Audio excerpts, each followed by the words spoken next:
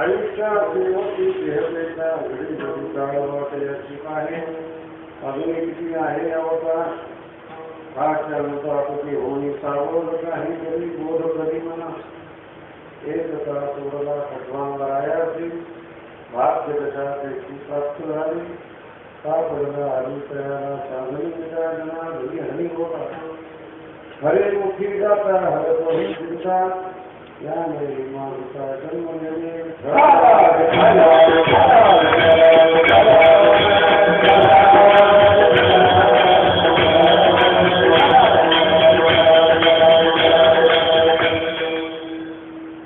भगवान बाबांनी प्रारंभ केलेला हा कथा आहे आणि 58 वर्ष भगवानगडाला स्थापन होऊन झाले आणि 77 वय 20 वर्षाचा फरक. बऱ्याच लोकांनी प्रश्न विचारले मला भगवानगडाच्या स्थापनेला 58 वर्ष आणि सत्ता 8 हात लाकूड 9 हात बसलेला बोलतो. पण भगवानगडाची परंपरा नारायणगडाची स्थापना भगवानगडाची स्थापना हा काळाच्या ओघातला एक प्रकार जसे विशेष आहे.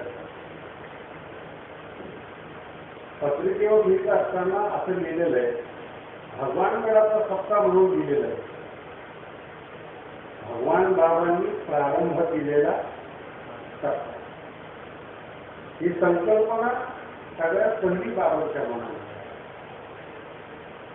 आणि नारायणगडावर 20 वर्ष भगवान बाबांनी तिथे इंद्रियाला मान ठेवला नाही त्या पखाड गृहामध्ये पहिला टप्पा आणि तिथून पुढे संकल्पना नारळाची प्रत्येकाने आणि हे जुन्या काळातलं एक प्रचाराचं साधन. नारळी सप्ताह म्हणजे पैशाची उधळण नाही. त्या काळामध्ये टीव्हीतून प्रचार करता येत नव्हता, रेडिओतून प्रचार करता येत नव्हता. कुठं पंढरपूर आहे कुठं आळंदी आहे त्याच्यातली काही माहीत नव्हती. म्हणून जुन्या काळात अध्यात्म प्रचार यंत्रणेचा भाग म्हणजे नारळी. काही देखावा नाही. माझा मंडप किती तुझा मंडप किती तुमची कीर्तनकार कसे असं काही प्रतिस्पर्धा नाही. सगळ्या संतांनी मिळून गावोगावी जाऊन मनुष्य जन्माला आपण काय जन्माला आलो या सिद्धांताची जागृती म्हणून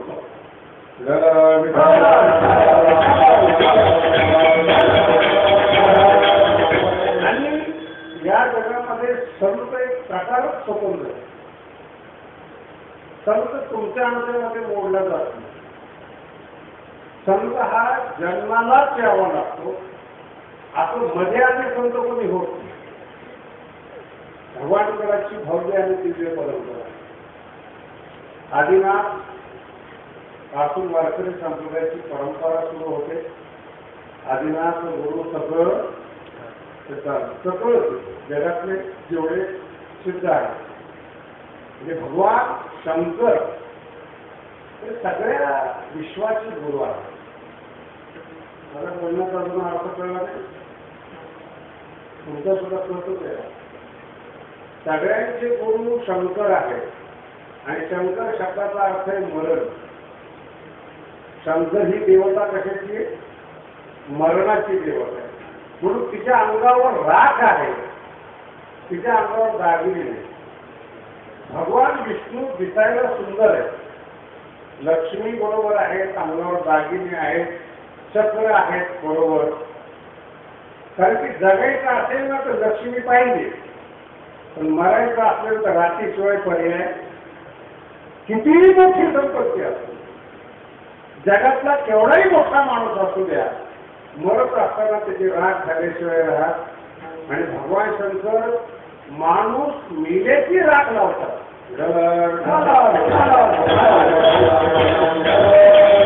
भगवान शंकराची राख म्हणजे की लाकडातून कोळशातून तयार झाली की नाही. भगवान शंकराचं वर्णन इतकं सुंदर आलेलं. गुरु कोणाला म्हणतात ते समजून घ्या. भस्म होती रुंदमाळा, भगवान शंकराचा अवतार आणि त्यांच्या वेशभूषेचं वर्णन केलं. अंगावर भस्म आहे, भस्म होती, चंदनाची उटी नाही बरं, भस्म होती, मेलेल्या माणसाची उटी. एका माणसाला कामाला ठेवलं होतं मेलेल्या माणसाची राख आणायला.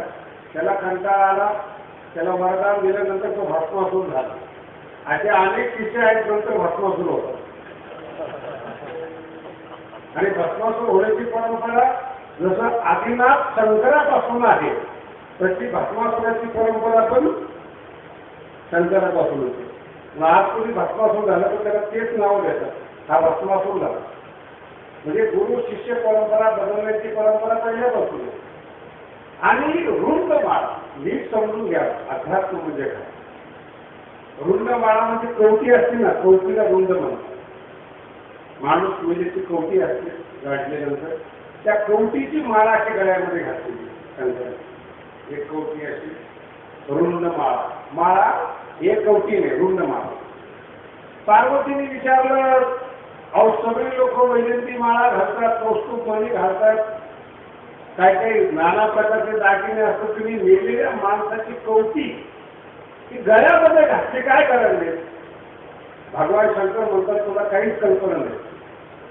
ती मेलेल्या माणसाची कवटी तुला वाटते, पण ही जेवढे माझ्या गळ्यामध्ये कवटे आहेत ना हे सगळे पृथ्वीचे राजे होते आणि जगत असताना कसे जगले हे मला माहिती आहे. मी बिघडूनय म्हणून मी त्या कवटीकडे बघतो. पृथ्वीचं साम्राज्य त्याच्याजवळ आहे. शब्द नीट आहे. भ्रष्टाचाराची संख्या कमी आहे तरी तो राजा. आणि हे राजे लोक जगत असताना अनंत काळ आपलं आयुष्य आहे. किती संपत्ती जमा करावी याचा अंदाज नाही. आणि या भ्रमात हे पृथ्वीचे मालक मेलेले आहेत आणि यांच्या कवट्याने माझ्या गळ्यामध्ये घातल्या. ते मेले पण मी अजून बघतोय. त्यांना विचार कसं काय, मी त्या कवटीकडे पाहतो म्हणून बरं मी येत नाही करत. आपली कवटी चेक करा बरं किती दिवस राहिले. आणि ज्ञानवाणी फार सुंदर बोलली, कवटी जायला किती वेळ लागतो. ज्ञानवाणी फार ज्ञानेश्वरी सुंदर बोलली. माती 5 टाकणीचं हेच आहे. माशी असते ना, माशी एका सेकंदामध्ये 100 वेळा ती पंख साफ करते. ज्ञानोबा म्हणतात की 1 वेळा पंख साफ करत असताना जीव निघून जातो. जायला वेळ लागत नाही, थांबायला वेळ लागतो. जीव जायला वेळ लागत नाही, टिकवण्याकरता वेळ लागतो. माती 5 टाकली तर हे सगळी पृथ्वी संपून जाते. आणि सगळ्यात मूर्ख माणूस तो पैसा जमा करून मरतो. वर कामाला येत नाही, पुढच्या जन्मात सापडत नाही. कशा करता पैसा गोळा केला. भिकाऱ्याच्या गाद्याने किती लाख रुपये सापडावे त्याच्यापेक्षा भारताचं दुर्भाग्य काय. आणि यालाच कवटी म्हणतात.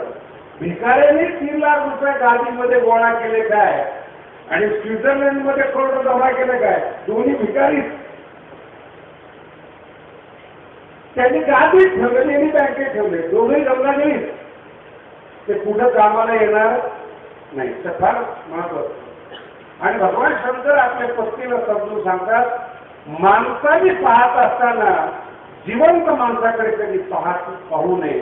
माझ्या गळ्याच्या रुंद माळा आहे, मेलेल्या माणसाकडे पाहावं, त्याचं चरित्र आठवावं, आपोआप वैराग्य निर्माण होतं.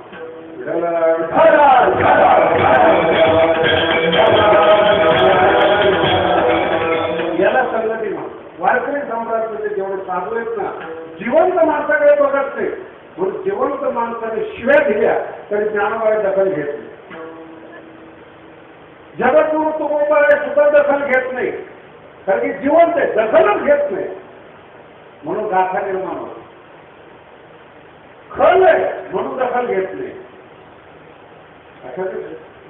दखल काय घेत नाही? साधू संतांची दखल आहे, सिद्धांताची दखल आहे, खलाची दखल घेणाराही खल. शब्द फार सुंदर आहे. म्हणून भगवान शंकर समजून सांगतात, अंगावर माणसाचं भस्म आहे आणि रुंद माळ आहे. पृथ्वीवर मोठ्या मोठ्या राजा लोकांनी जगलेल्या जीवनाच्या साक्षी म्हणून त्या रुंद माळा गळ्यामध्ये असते. ते या पृथ्वीचे पहिले गुरु, आदिनाथ गुरु सकळ. आणि मग काही लोक भगवान शंकराचे शिष्य झाले, नाथ परंपरा तिथून जन्माला आली आणि ज्ञानोबायांपासून संप्रदाय बदलला. ज्ञानोबायांपर्यंत एक गुरु आणि एक शिष्य असा व्यवहार होता. ज्ञानोबायांनी आई याच्याकरता म्हणतात पुरुष असून सगळ्या पृथ्वीतल्या मुलांना स्वतःचं मूळ समजून गुरुकडून जो मिळालेला ज्ञानाचा खाऊ होता तो सगळ्या पृथ्वीला वाटतो. पहिले संत या जगामध्ये ज्ञानोबा आहेत ज्यांनी जातीय भेद केलेला. 700 वर्षापूर्वीचा प्रसंग घेत आहे का? 700 वर्षापूर्वी गोरबा काका असो, सावकार महाराज असो, नरहरी सोनार असो, सेना नाहवी असो, त्याच्यापेक्षा पुढे जाऊन सांगतो चोखोबार आहे, हे पुरुष मंडळी आहे. आता स्वातंत्र्य मिळाले, स्त्रियांना 50% आरक्षण. म्हणजे आताची आपण शाली झालो की बाईला सुद्धा किंमत घ्यायला. पण आजपासून 700 वर्षा अगोदर चोखोबारायच्या स्त्रीला अभंग करण्याचं परमिशन ज्ञानोबाईने दिले. स्त्रीला दलित जातीमध्ये जन्माला आलेली स्त्री अभंग म्हणते. म्हणजे अभंगाला ज्ञानोबाई चाल लावतात, त्याला वारकरी संप्रदाय. काय चित्र असेल बघा. भांडे घासणारी जनाबाई तिने सांगायचं चाल कोणी. वेश्येच्या घरात जन्माला आलेली कामपात्रा तिला मौलीने आदराने जवळ घेतली. म्हणजे आज नाहीये 700 वर्षापूर्वी. आणि यांना अजरामर केलं. कसं अजरामर केलं? यांच्याकडून अभंग लिहून लिहा. मी ज्ञानेश्वरी लिहितो, अनुभवामृत लिहितो, म्हणजे मी मोठा आहे असं नाही. ज्ञानोबाई तो सुंदर दृष्टांत देतात. राजहंसाचे चालणे, ज्ञानोबाईचे दृष्टांत सुद्धा कसे पाहतात. राजहंस डौलदार पद्धतीने या पृथ्वीवर चालतो, म्हणजे काही बाकी इत्यादी चालायचं नाही का? राजहंसाचे चालणे भुतळी जरी झाले त्याने काही बाकीच्यानी चालायचं नाही का? हीच ज्ञानोबाईंचं तत्व. तुम्ही सुंदर आहात, ज्ञानी आहात, मग बाकीच्यानी ज्ञानी होऊ नये का? यालाच वारकरी संप्रदायाचा फळ म्हणा. याला भगवान घडवलं. भगवानकडे म्हणजे दुसरा काही. भगवान बाबा संत आहे, म्हणजे ऊसतोड कामगारांनी संत होऊ नये का? ऊसतोड कामगारांनी काळ घेऊ नये का? त्यांनी कीर्तन करू नये का? म्हणून गडाची आणि नारायण सप्ताहाची निर्मिती गोड करीत जनतेतून कीर्तनकार निर्माण व्हावे, त्यांना सुद्धा गुरु होण्याचा अधिकार मिळावा, त्यांनी सुद्धा तत्वज्ञान सांगावं. ही ज्ञानोबाईपासून चालत आलेली परंपरा. आणि परंपरेचं गीत अभ्यास करा. ज्ञानोबाईंचे शिष्य भानुदास महाराज पैठणचे, आणि त्यांची 5वी पिढी म्हणजे एकनाथ महाराज. एकनाथ महाराजांच्या मुलांना वारकरी संप्रदायाची दीक्षा घेतली नाही. हरिपंडित तो कमी झाला. हरिपंडित त्याचा मुलगा मुक्तेश्वर महाभारतावर त्यांनी काव्य लिहिलं, पण वारकरी कोणी म्हणत नाही त्यांना. पुरणपोळी खाण्याकरता तो जवळ आला गाववा, त्याला शिष्य बनवलं. आणि वारकरी संप्रदायाचा ज्ञानोबापासून चालत आलेला वारसा हा गावबाकडे आला. अर्ध राहिलेलं रामायण गावबाने पूर्ण केलं आणि गावबाने अनंत महाराजांना शिष्य केलं. अनंत महाराजांनी नगद नारायण महाराजांना 300 वर्षापूर्वी शिष्यत्व दिलं आणि नगद नारायण महाराज नाव ठेवून नारायणगडाची स्थापना केली. आणि नारायणगडाची 8वी पिढी म्हणजे भगवान बाबा. नाही तर मध्ये आगे संत होता येत परम वंश परंपरेचं ज्ञान नसतं. आता 8 पिढ्या एकत्रित राहणं नारायणगडावर हे सुद्धा वैशिष्ट्य. मग 44 वर्ष भगवान बाबा नारायणगडावर राहिले. ते भांडण झाले, नवीन गडाची निर्मिती झाली. 2 भाऊ भांडण करून दुसरीकडे राहायला गेले. बाप बदललं का आडनाव बदललं? बोला. 2 भाऊ 2 घर बांधले, 2 चुली मांडल्या, बदललं काहीच नाही. काहीच बदललेलं नाही. बाप एकच, आडनाव. आजही भगवान बाबाच्या सह्या आहेत सगळ्या कागदपत्रावर. भगवान बाबा गुरु माणिक परम. चूल बदलली, परंपरा बदलली. आज जो भक्कमपणा भगवान गडाला आलेला आहे तो काही आम्ही बसलोय, गुरुवारी भिंचिंग महाराज बसलेत म्हणून नाही. ज्ञानोबाईंचा आशीर्वाद, ज्ञानोबाईंची तत्व तळागाळातल्या समाजापर्यंत देव समजून देण्याची परंपरा आहे. माणूस समजून दे. जनी वनी अवघा देव. भगवान गडावर आलेला मनुष्य असो किंवा भेटणारा मनुष्य असो, तो सामान्य आहे ते वारकरी संप्रदायामध्ये लेखलंच जात. भटकलेला देव आहे एवढं समजलं. तो देवच आहे, फक्त भटकलेला आहे. अडराणी भरले जग उच्चिष्ट नाही तर जो माणूस जे सोनं नाही त्याला जाळून सुद्धा सोनं करता येत नाही. आणि मिसळलेलं जर सोनं असेल ना, जाळून त्याची मिसळ बाजूला काढून त्याला शुद्ध करते. तुम्ही सुधरू शकता म्हणून कीर्तन आहे. तुमच्यामध्ये बदल होऊ शकतो म्हणून कीर्तन आहे. म्हणून फळ आहे, म्हणून अध्यात्म तत्वज्ञान.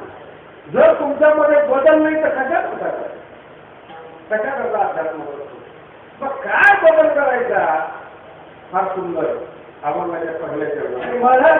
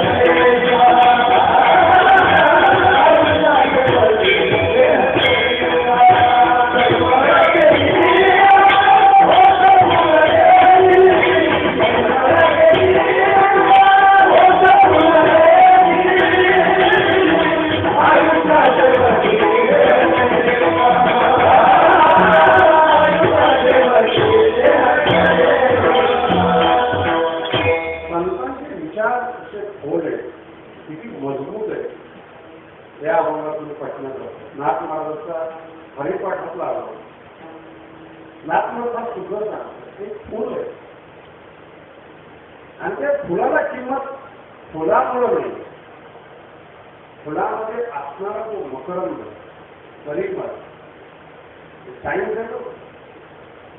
फुलाला ताजं ठेवतो तो परिमळ असतो. आणि परिमळ गेला ना त्याला सुकवायची गरज पडत नाही, आपोआप सुकतो.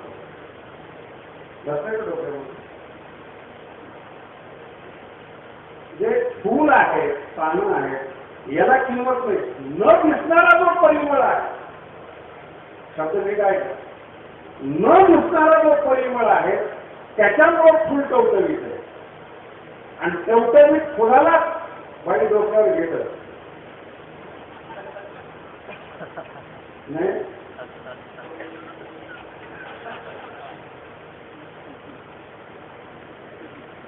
नाक महाग अनाथ लोकांना सांगावं फार मार्मिक तयार होणार. फुलाला किंमत नाही, न दिसणाऱ्या परिमळाला किंमत, देहाला किंमत नाही, न दिसणाऱ्या आत्म्याला किंमत.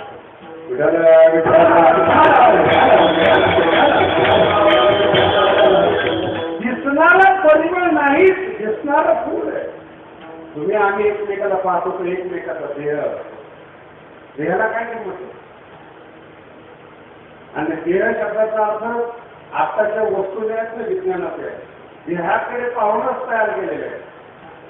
यूज अँड थ्रो, वापरा आणि मग गेल्या सृष्टी निर्माण झाल्यापासून आतापर्यंत शरीर काय यूज अँड दुरुस्त होत नाही. केस पुन्हा येत नाही, डॉक्टराचेच घेत जातात, बाकी त्याचा काय संबंध. मुंबईला एका ठिकाणी आता समोर बदामाचं तेल काढून जायचं.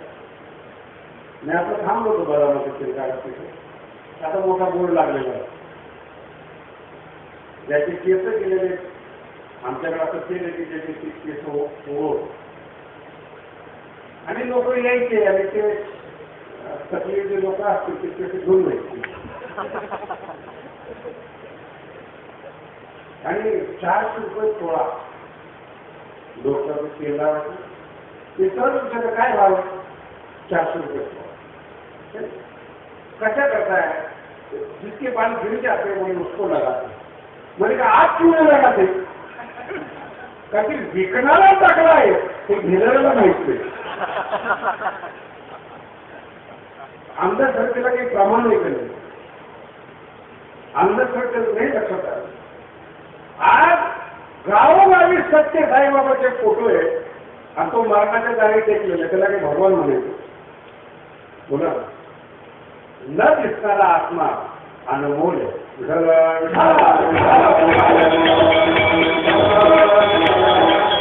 शरीराला किंमतच नाही. लक्षात घ्या, सगळ्याचे शरीर सारखे. साधा माणूस असो, विशेष मनुष्य असो, तुमच्या दृष्टीने तो महत्वाचा आहे, निसर्गाच्या दृष्टीने तो सामान्य माणूस. मग का मोठ्या माणसाची पूजा करायची?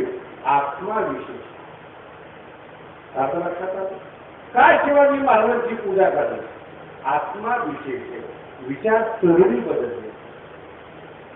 आता स्त्रियांच्या मागे लागतात ही वृत्ती.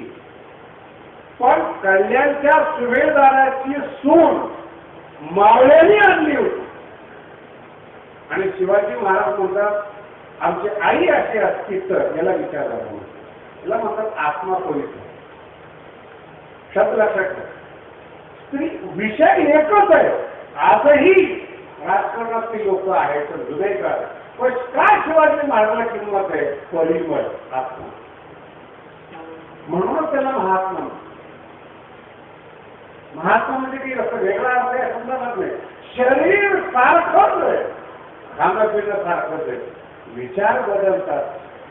विशेष पण विचार कधी बदलले पाहिजे? परिमळ आहे तोपर्यंत. मनुष्याचा परिमळ म्हणजे त्याचं तारुण्य. माझा शब्द लिहिला आहे का? काय मनुष्याचा परिमळ म्हणजे काय? त्याचं तारुण्य. तारुण्य जर अक्कल नाही आली ना तर म्हातारपणात संत होत नाही. आणि म्हातारपणात कोणालाही संत व्हायची गरज नाही, आपोआप सगळे संत झालेले असतात. संत नाही, संत.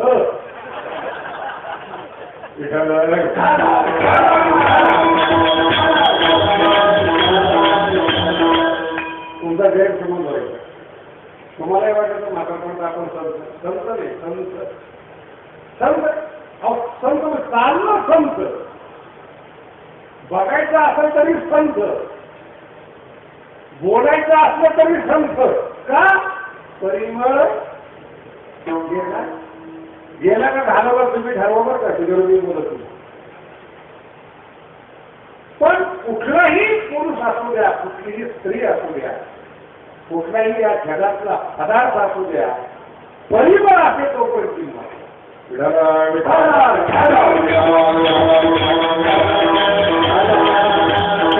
ज्या दिवशी गेला कचरा, कुठलीही बाई परिमळ गेलेलं फूल घेऊन गजरा घेऊन मिरवत नाही, उलट असा कचरा टाकते याचा कचरा झाल्याशिवाय राहत परिमळ. आता तुम्ही आणि सामान्य माणसं मुळातच आपल्याला किंमत कमी, रामायणामध्ये फार सुंदर दृष्टांत आहे. फक्त लक्षात ठेवा काय, इंद्राने ज्याला बोलवावं युद्धासाठी मदत मागावी असे दशरथ, आणि या पृथ्वीवर दशरथाचं भाग्यच असं आहे, देव आणि संत एकाच घरी जन्माले, भरत आणि रामचंद्र. हे फार दुर्मिळ. काहीच्या घरी संत जन्माला येतील, काहीच्या घरी देव जन्माला येतील. संत आणि देव दोन्ही एकत्र येणं फार आवडतं. पण दशरथ काय भाग्यवान आहे, तुम्ही कल्पना करून पहा, देव आणि संत जन्माला एका घरी. आणि जोपर्यंत परिमळ आहे अयोध्येवर कुठलंही संकट आलेलं नाही, फक्त विचार बदलला. एक केस पांढरा झाला आणि सांगितलं की आता राज्याचा कंटाळा आला, आपण राज्य घेऊ. काही फार मोठा विषय नाही. आणि ठरवलं महाराज काय सांगायचं तुम्हाला परिमळ गेल्यानंतर. सगळ्यात सौंदर्यवान असणारी स्त्री म्हणजे काही सगळ्यात सौंदर्यवान. आमच्या नामदेव महाराजांनी सुद्धा वर्णन केलं, सुंदरपणाचा अभिमान म्हणून काही वर्णन, त्यावरी गर्भिणी नाम अशी जी काही सुंदर, जिच्यावर जास्त विश्वास, जिच्यावर जास्त प्रेम, सगळ्यात जास्त अपमान तीच करते जीवनात. दशरथाला कौशल्य त्रास दिला नाही, सुभेत्रीने त्रास दिला नाही. ज्याच्यावर जास्त प्रेम काही अवकाळीचे अपमान करत तुम्हाला कीर्तनकार आणि कथाकार सांगत नाही का की त्याचे लग्न झालेले असतात. बायको एवढा अपमान करते हे सांगलं त्यांना परवडत नाही.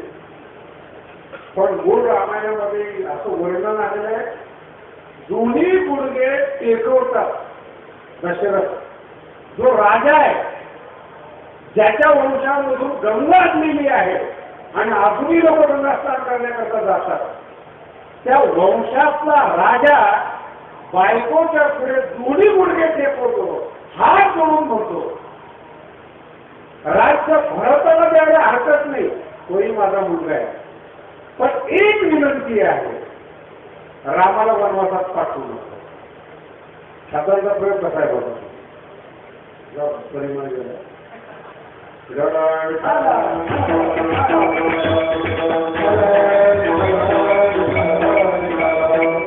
शब्दप्रयोग लक्षात घेत आहे. दशरथ काय रामाचा बाप, भरताचा बाप.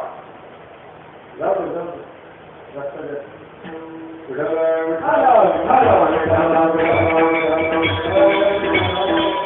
आणि मुद्दा फार वेगळा नाही. राज्य भरताला देण्याबद्दल वाल्मिक रामायणामध्ये फार विशेष नाही. दशरथ मग तुम्ही राज्य द्यायला तयार आहे भरताला, रामाला वनवासात नको पाठवू, माझं जास्त प्रेम. आणि काही सांगते, माझं पहिलं वरदान रामाला वनवासातलं आहे आणि दुसरं वरदानामध्ये भरताला राज्य. क्रम सुद्धा कसा आहे बघा, मागणी कशी मागितली तिने. पहिला क्रम रामाला वनवास आहे आणि दुसऱ्या क्रम मध्ये त्याचा प्रयोग लक्षात ठेवा, भरताला राज्य. तो दुसरा नंतर पूर्ण करा, अगोदर पहिलं मागतो ते पूर्ण. आणि एवढं वाईट वाटतं महाराज, मला सुद्धा वाईट वाटतं ते वाचल्यानंतर. दशरथ आपल्या कैकेयीला म्हणतो, येतात राम जर वनवासामध्ये गेला तर माझा प्राण जाईल. आणि कैकेयी सांगते नाही तर तो जाणारच आहे, येऊन जा. काय वाईट वाटतं. पृथ्वीवरचा राजा, त्याच्या प्राणाची किंमत शून्य. तुम्ही तर अगोदरच भिकारी आहात. विषयाच्या दारामध्ये कुठे कुठे भीक मागतात. कसं होईल तुमचं? कल्पना केली. रामाच्या बापाची ही अवस्था हरामखोराच्या बापाचं काय होईल? कोण आहे? अनेक ठिकाणी हा प्रश्न आहे. अनेक ठिकाणी मरणाची कार्य नाही असतो. कोण सोडविल तेथे धनवान बळे ना केरुची देवा अंतकाळी तेव्हा क्षणोक्षणा हाची काळ. ही सगळी वाक्य एकच आहे. क्षणोक्षणा प्रत्येक क्षणाला की जे रामायण आणि महाभारत आहेत ना हे झाली का नाही याच्यावर वाद करू नका. याचे सिद्धांत काय ते पहा.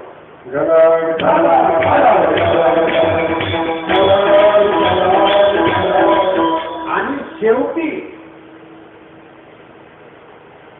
गप असतो. आणि एक वाक्य सांगतो की कैकेयीला आणि भरताला माझ्या शरीराला हात लावून 4 मुलाचा बाप आणि त्या संस्काराला कोणीच नाही. 4 मुलाचा बाप राजा आणि त्याचा आहे मला कोणीच नाही. वारकरी संप्रदाय तिथून सुरुवात होतो.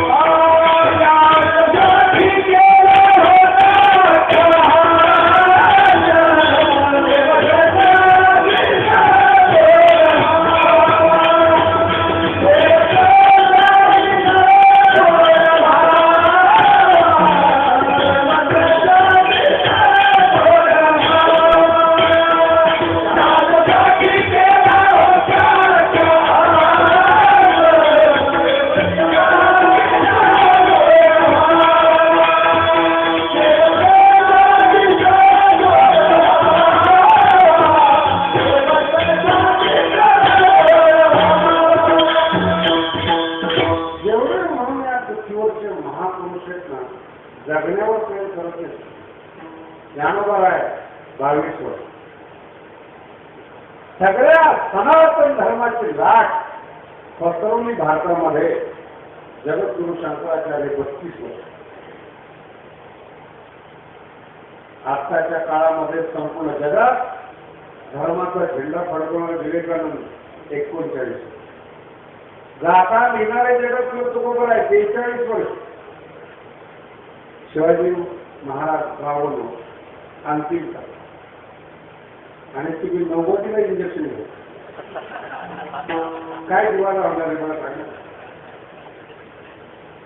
एक म्हातारा माणूस होता. मी भेटायला गेलो 95 वर्षाचं वय जाईल म्हणून भेटायला गेलो.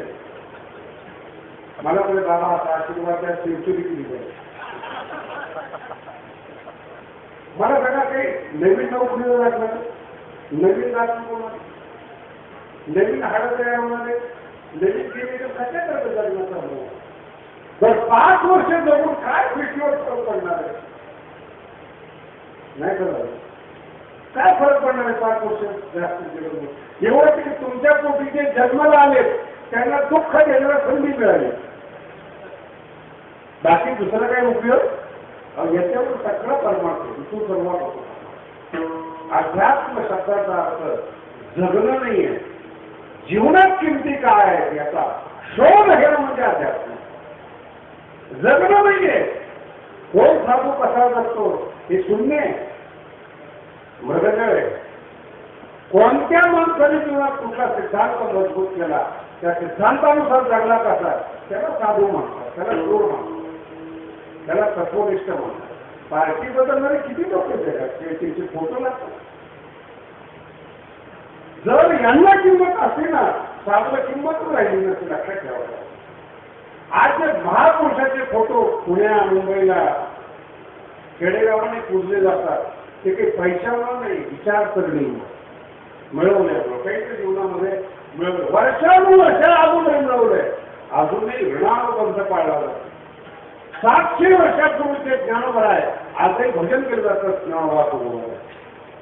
400 वर्ष झाले. सिद्धांत जीवनामध्ये काही कमवले, काही जोपासले, आणि जे कमवलंय ते आपल्या परिवारापुरतं सीमित ठेवलेलं नाही, जगाला वाटतं. हा शब्द फार महत्वाचा. तुम्ही आयुष्यभर कमवता 4 माणसासाठी, बायको, मुलं, तुम्ही. मला सांगा, आता मी विचार करा, जर तुम्ही तुमच्या परिवारासाठी मेहनत करता, दुसऱ्या परिवारातल्या माणसाने तुमच्यावर प्रेम का करावं? प्रश्न आहे की तुमचा कमवलेला पैसा, कमवलेली बुद्धी, तुमचं जीवन सगळं एका घरासाठी खर्च होतं, दुसऱ्या घरच्याने प्रेम का करावं? खरंच नाही.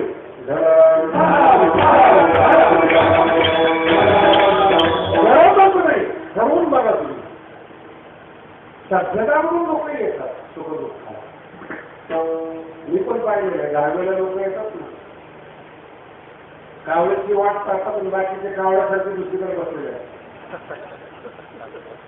म्हणजे तंबाखू तोडता म्हणतात, लय वाईट म्हणतो. मी म्हणला तुम्ही तिथे ताब्यात आला, म्हणजे गेलेल्या माणसावर नाही आलं, जे आलेले माणसं त्यांनी म्हणून की आला नाही.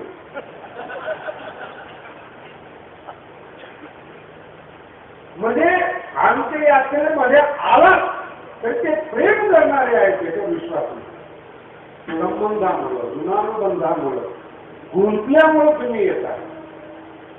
आज ते तुम्हाला पत्रिका पाठवत आहे कीर्तनाला म्हणून भगवान बाबा सत्ताय का आलात तुम्ही?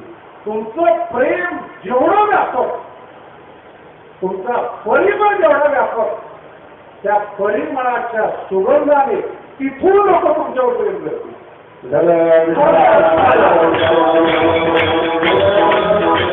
संपूर्ण ज्ञानेश्वरी वाचा 700 वर्षापूर्वीची, सगळं विश्वासाठी केलेलं आहे, गावासाठी नाही, मराठवाड्यासाठी नाही, तालुक्यात, सगळ्या जगासाठी. आनंदाचे आवारून मांडू जगात. अजूनही लंडनमध्ये ज्ञानोबारायचं मंदिर आहे, अमेरिकेत ज्ञानोबारायचं मंदिर आहे. ते मराठीमध्ये ज्ञानेश्वरी लिहिली म्हणजे महाराष्ट्राकरता लिहिली असा अर्थ आहे. नाही वाचत तुमचं दुर्भाग्य आहे, पण स्वयंपाक करून ठेवलं. आठवलं नाही जेवत, मुलाचा हातीपण आहे, आईचं कर्तव्य आहे स्वयंपाक तयार करणं. ज्ञानोबाराय तुकोबांनी स्वयंपाक केलाय, मुलं उजळले.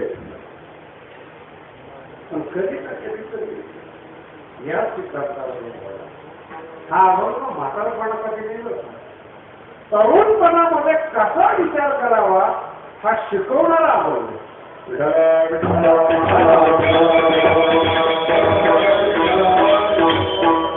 शब्दाचा प्रयोग आहे. तरुणपणामध्ये कसा विचार केला पाहिजे असा. एक कुमार 5 वर्षाचा मुलगा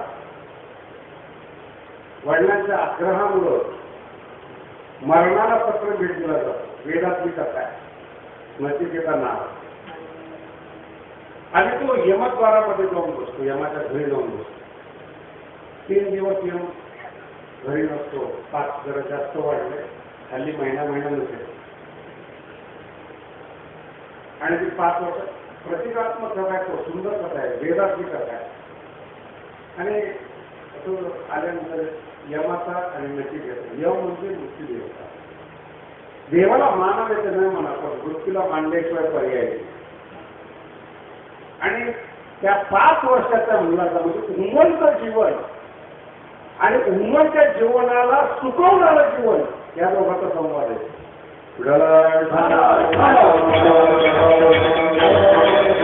आणि उमलत जीवन प्रश्न विचारतो, मेल्यानंतर आत्मा असतो का नाही, या मला प्रश्न विचार. किती सुंदर उत्तर दिले यामध्ये महाराज, अप्रतिम उत्तर. काय भाषा आहे. हजारो वर्षापूर्वीच ते भारतातलं तत्व होतं आणि इतकं सुंदर यामध्ये दृष्टांत दिलेलं. सत्य निवड आहे. सगळे शेतकरी आहात, खूप चांगली शेती करून आपण उगवू धान्य. नाही काढलं ना तरी पिकल्यानंतर नष्ट होतं. आणि काढलं तरी शब्दाचा प्रयोग पाहत असायला या सत्य मी सत्य म्हणजे धान्य.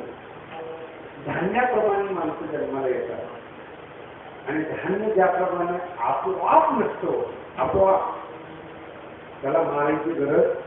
पिकलं की धान्य नसतं. पिकलं शब्दाचा अर्थ परिमळ गेली आहे. जीवनातलं तारुण्य गेलं ना महाराज. कधी कधी मी म्हातारा महत्व कधी कधी फार विचारतो. ऐकायला कमी येतं, दात पडतात, डोळ्याने कमी दिसतं. इलाज करायला जातात तो भाग सोडून द्या. तो डॉक्टर सुद्धा वयोवृद्ध झालेला असतो.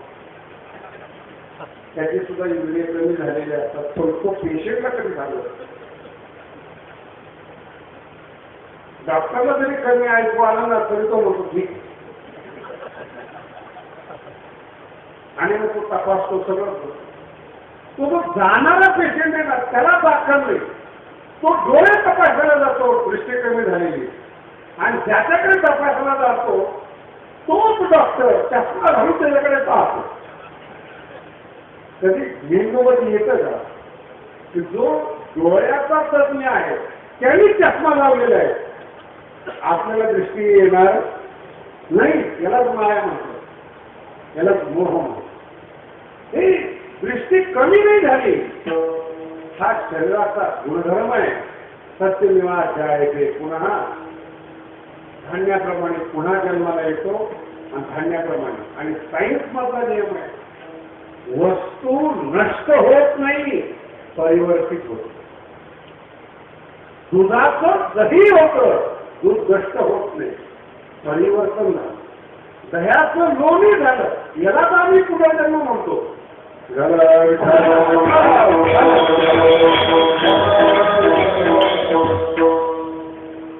नाही अजून कळलं नाही तुम्हाला. चेहऱ्याला वाटत नाही. चढलेल्या दुधाचं दही कसं होईल. नाचलेलं जे दूध आहे त्याचं दही कसं होईल बोला. खाण्यासारखं नाही. पापी माणसाचं जर पुण्यात्मा असेल अभिमान काय गेली नाही जन्म यासाठी देवा पापच नाही जीवनामध्ये तुझी चरण सेवा पांडुरंगा येतो जातो आम्ही हरिच्या संघातले अभिमान आहे. पापच केलं नाही आमचा पुढचा जन्म खराबच नाही. आता ज्ञानोबांचे शब्द सांगतो बरं का. ज्ञानोबांनी मला विचारलं महाराज पापी माणसाचं पुढचं आयुष्य कसं आहे. ते म्हणजे काय मूर्खासारखा प्रश्न आहे. पापी माणसाचा पुढचा जन्म कसा आहे कशाला विचारतो. दयाच्या आहीच धरत नाही. जो इथेच दुःखी आहे दयाचे परोपर कुठूची काय. जो इथेच चढलाय कळतं ना तुम्हाला. इथेच त्याचा परिमळ गेलेला आहे दयाचे परोपर कुठूची काय. नाचलेल्या दुधाचं दही कसं म्हणजे विचारतो चुकीचं. पापी माणसाचं म्हातारपण पहा आणि साधूचं म्हातारपण पहा. जीवनाचं तत्वज्ञान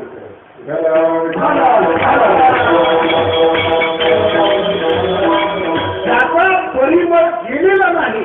आता महात्मा जसं जसं त्याचं वय होतं ना असं पिकतो महाराज. भक्ती पिकते, ज्ञान पिकतं, त्याचे शब्द ऐकावेसे वाटतात, त्याचं बोलणं ऐकावंसं वाटतं. पिकलेलं म्हातारपण आणि संसारात चढलेलं म्हातारपण असतं. पोरग सुद्धा ऐकत नाही. बघा काय ज्या मुलासाठी पैसा कमवला घर बांधलं तो म्हणतो आमच्या म्हाताऱ्याला अक्कल नाही. याच्यापेक्षा दुसऱ्याने काय सर्टिफिकेट दिलं. रक्ताचा थेंब सांगतो आमच्या म्हाताऱ्याला कळलं बायको तरुणपणात म्हणते तो भाग करून द्या. नाही आमच्या ह्यांना ते कळत म्हणजे की नाही तुम्हाला आपल्या आपल्या तुमच्याकडे आता पण आता नवरा जन्माला आला नाही त्याला बायको चांगली म्हणत असते. उलट होते मी हे म्हणून टिकले की मी पण जुन्या भाषेत बोलतो. आता तर टिकण्याचा प्रश्नच नाही. सोडून गेली हे कळत.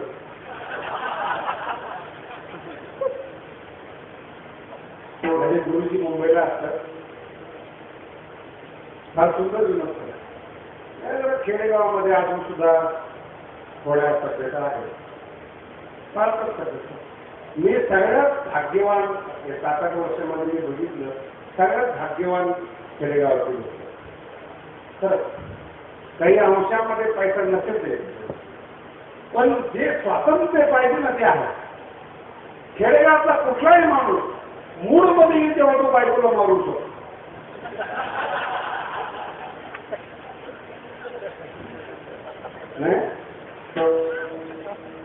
अनुभव आहे का? मूड मध्ये येईल तेव्हा कुठल्याही वयामध्ये. त्याचं नीट आहे का? पोराचं लग्न झालेलं असतं तरी तो बायकोला मारतो. काय स्वातंत्र्य नाही. आणि जितका शिकलेला पैसेवाला मूड पाहून बायकोला बोलतो.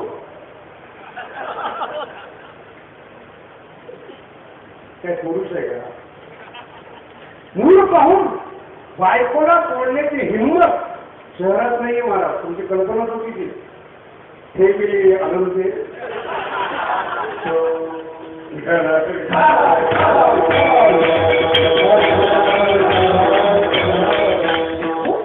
काय सांगायचं मला फार जोडून पाहिजे. पैसा भरपूर असतो आणि मला फार बरं वाटतं जे देवाला मानत नाही ते बायकोला तरी मानतात. लोक कमी कोणाला तरी मानतात. हे 700 वर्षापूर्वी ज्ञानेश्वरी केली. माय बापा जावी विदारपण. आई बाप जर आजारी पडले तो पोरग म्हणतो पगार कमी झेपत नाही, शहरामध्ये राहतो, खोलीचं भाडं एवढं आहे. माय बापा जावी विदारपण 700 वर्षापूर्वीची ज्ञानेश्वरी. आणि बायकोने जर मेकअप मागितला मेकअप बाकीचं तर मिळणार. ज्ञानोबाची सुद्धा ज्ञानेश्वरी येऊन जातं. बाईची स्त्रीची उली होली. कुठलाच मेकअप कमी होऊन देत नाही. कुठलाच. शहरामध्ये अनुभव घेऊन पाहतो. खरं म्हणजे त्यांच्या हातात घर नसतं आपण म्हणायचं असतं हात करून. किती वाईट परिस्थिती आहे, किती वाईट जीवन आहे. आणि जितका श्रीमंत, जितका तो बुद्धिमान, जितका शहरातला माणूस तितका तो आहारी केलेला असतो, तितका तो ऐकत असतो. आणि ऐकता ऐकता एवढं कंटाळत होतो कधी कधी आम्हाला प्रश्न विचारतो मला जेव्हा आहे का नाही. म्हणजे बायको असताना जेव्हा काय झालं जे अनाथाचा नाथ. तुला तर नाथ आहे ना मग पुन्हा कशाला. माझा अर्थ समजून घेतला आहे का जीवनामध्ये असं होतं. संत संगती जीवनामध्ये मनुष्याचा स्वतःकडे पाहण्याचा दृष्टिकोन माहित नसतो, स्वतःची किंमत माहिती. किती आहारी जातो आपण इंद्रियाच्या, किती वाईट रीतीने आपण जीवन जगतो आपल्याला अंदाज. आणि एकदा ते हाल सुरू झालेला महाराज काय सांगायचं तुम्हाला. तरुणपणापासून स्वतःचा पुढे वेळ आहे. तरुणपणापासून ते हाल आणि तो परिमळ जसा जसा कमी होतो तसं तसं माणसाची किंमत कमी होते. नाथ महाराज ज्ञानोबा आहे, तुकोबा आहे यांनी परिमळ जपला. तो इतका जपला अजूनही हरिपाठ शिळा वाटत. तुकोबा हा तुकोधादेव 700 वर्ष झाली. परिमळ तसाच गेले लोक पिढ्यान पिढ्या. सुंदर देव ध्यान उभे देव 400 वर्ष झाले या भंगाला. पिढ्या संपल्या पण परिमळ संपल्या. आणि आपला परिमळ मला काय वर्णन करावं. म्हणून परमार्थाची सुरुवात, परमार्थाचे सिद्धांत आणि परमार्थातलं जीवन समजण्यासाठी लक्ष ठेवावं. परिमळ आहे म्हणून किंमत आहे. तारुण्य आहे म्हणून किंमत आहे. जीवन आहे म्हणून किंमत आहे. आणि एका तुम्ही उतार वयामध्ये लागले ना काही काही काही होत नाही. सज्जन म्हणून जगू शकता, संत म्हणून जगू शकत नाही.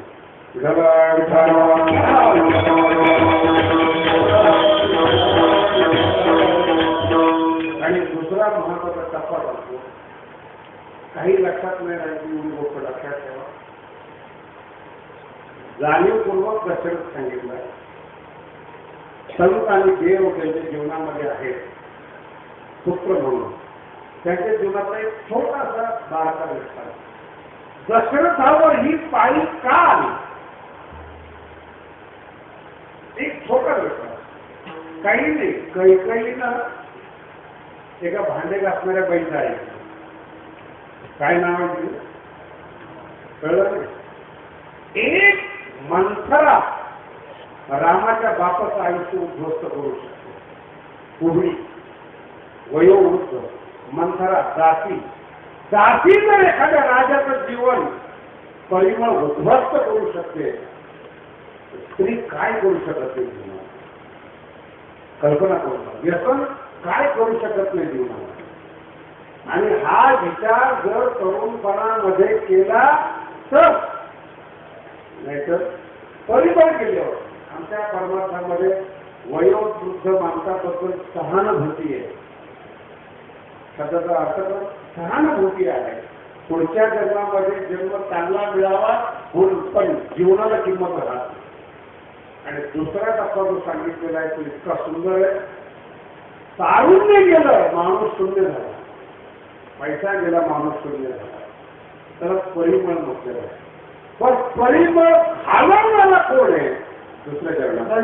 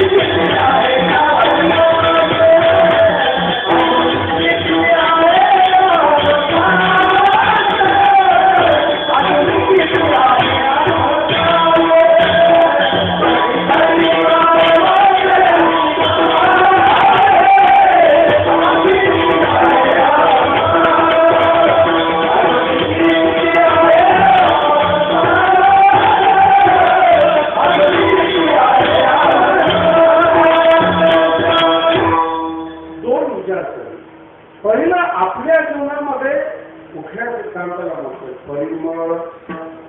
आणि दुसरा सिद्धांत विचाराचा दुसरा टप्पा, परिमळ घालवणारा कोण आहे? का? अतिशय वाईट घडी घडी काळ, घडी घडी शब्दाचा क्षण क्षण. जन्माला आलेला पोरगा म्हातारा झालेला असतो, न्यायशास्त्राचा सिद्धांत. जन्माला आलेला पोरगा म्हातारा झालेला असतो, म्हातारपण दिसायला 60 वर्ष लागतात. बरोबर. जन्माला आलेल्या टायमाला म्हातारपणाची बीज आहे, पण दिसायला 60 वर्ष लागतात. 60 वर्ष शब्दाचा अर्थ आहे काळ. आणि काळ अशी भयंकर वस्तू आहे. हे जर या ठिकाणी नाव बदललं तर काळ बदललं. नाहीतर ईश्वर आणि काळ दोन्ही एकाच वस्तूचं नाव.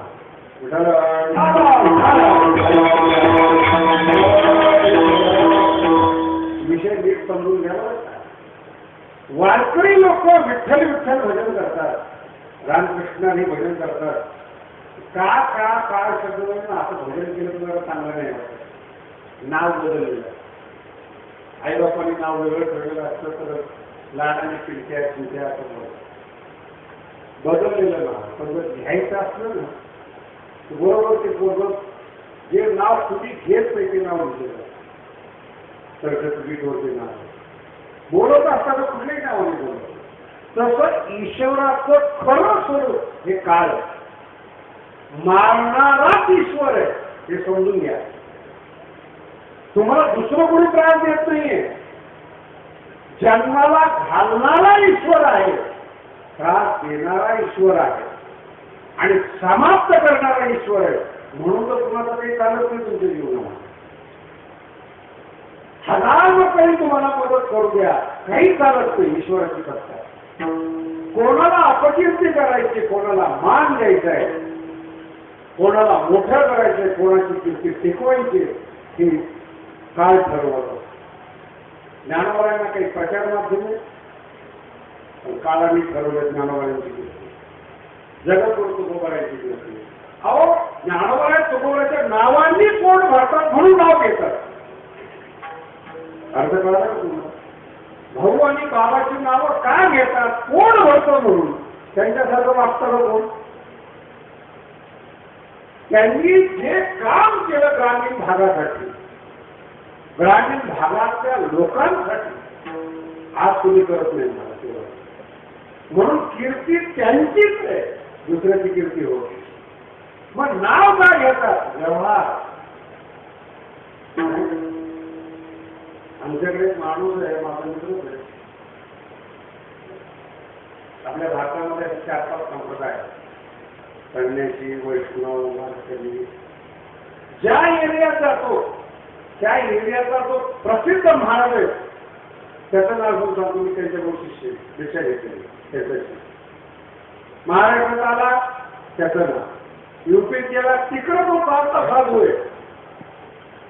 गुरु फिरू संप्रदाय सर्व होतो, कपड्यात हे जिकडं तिकडं गुरु. पंजाब मध्ये गेला कुराचे शिष्य नानक, सगळे लोक सेवा करतात. आम्हाला संप्रदाय काय हा कोणाचाच नाही, शेवटी उचलायला पण कोण नाही, कोणी उचला नाही. अजून थोड्या खालच्या भाषेत बोलतो. एक विशिष्ट स्त्री असेल, भरलेल्या कुंकवाने वाटायला लावतात, वेश्येला कोण वाटायला लावणार? तिचं कुंकू कायम आहे.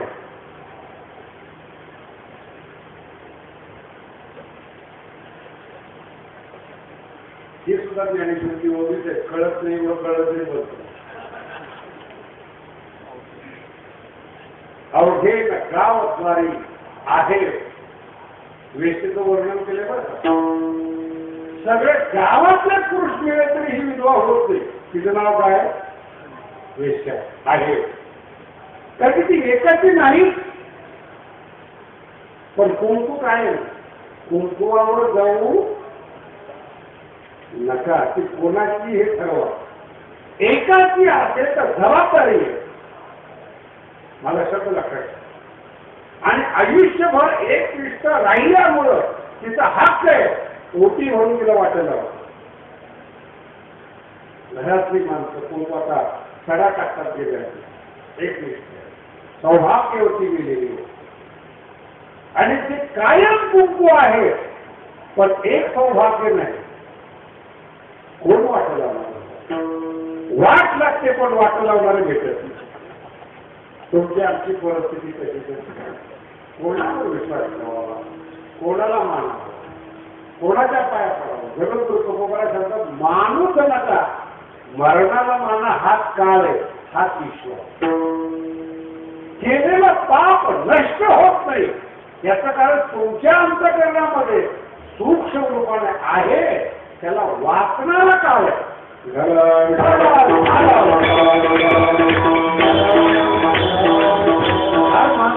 म्हणून ईश्वर वगैरे शब्दांच्या संकल्पना आहे, त्याचं मूळ स्वरूप काय? फार गोड प्रसंग गीतेमध्ये 10व्या अध्यायामध्ये भगवंतांनी स्वतःचं वर्णन केलं.